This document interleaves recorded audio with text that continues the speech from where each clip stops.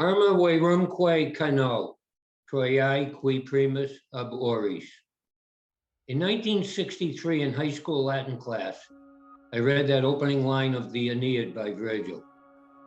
Like the Iliad and Odyssey, there was a constant theme of violence as the Roman Empire imposed civilization and peace on others at incredible human cost. My childhood home was a VA-financed two-bedroom cape on a dead end with a river in back, a meadow and 3 baseball fields across the street, and the school at the end of a short path. As Greenwich Village folk singer Dave Van Ronk said, we were having the time of our lives. We were hanging out with our friends, and we were laughing all the time.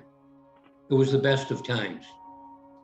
In June 1963, President Kennedy forwarded civil rights legislation to Congress.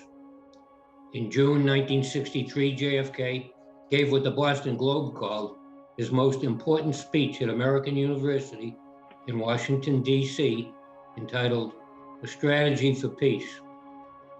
He also spoke at the Berlin Wall, telling those seeking peace and justice, Ich bin ein Berliner. I too am a Berliner. That same month, the civil rights leader and Korean War veteran Medgar Evers was shot in the back in his driveway in Mississippi. He is buried in Arlington National Cemetery, not far from my uncle. In September 1963, a bomb killed 4 girls in the 16th Street Baptist Church in Birmingham, Alabama. In 1964, the Johnson administration lied to the country about the reasons for sending troops into Vietnam to help a country which had no concept of democracy and which had fought invaders for centuries to preserve deep-seated devotion to family and village. Congress voted 498 to 2 in favor of a resolution to endorse that war. In 3 years, 15,000 American troops had been killed. Vietnam, to paraphrase a French proverb, was worse than a crime. It was a blunder. I remember going to my first 2 funerals of my cousins, both killed before they were 22. In 1964, 3 civil rights workers were tortured and murdered in Philadelphia, Mississippi.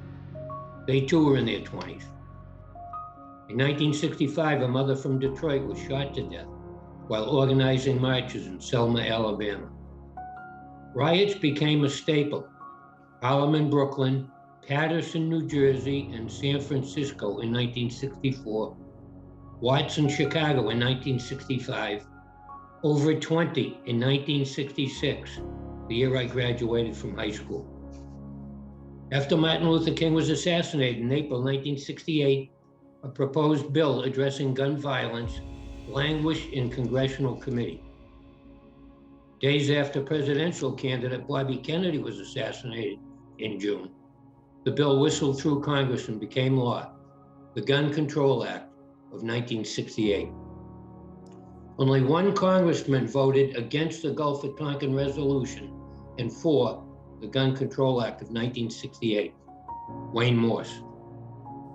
Richie Havens in his Handsome Johnny sang of the irony of marching to the fields of Vietnam and marching to the fields of Birmingham.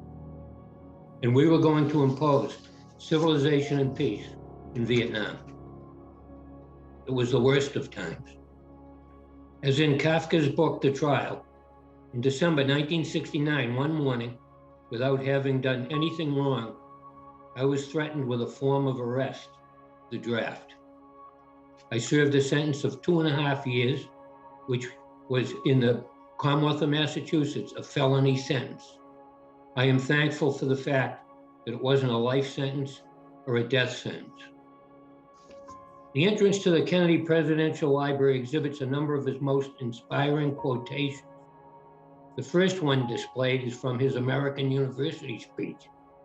In that speech, he said, "Every person sent out from a university should be of his or her nation, as well as of his or her time. And I am confident that the men and women who carry the honor of graduating from this institution will continue to give from their lives, from their talents, a high measure of public service and public support.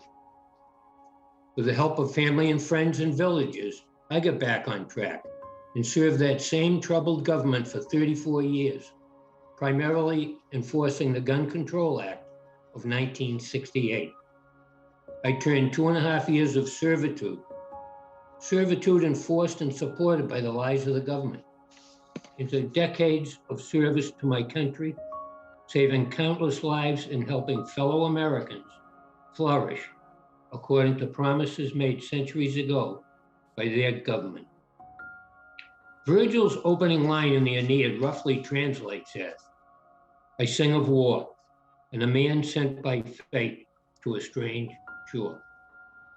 The last line in that stanza reads, "Can immortal souls indeed harbor such wrath?"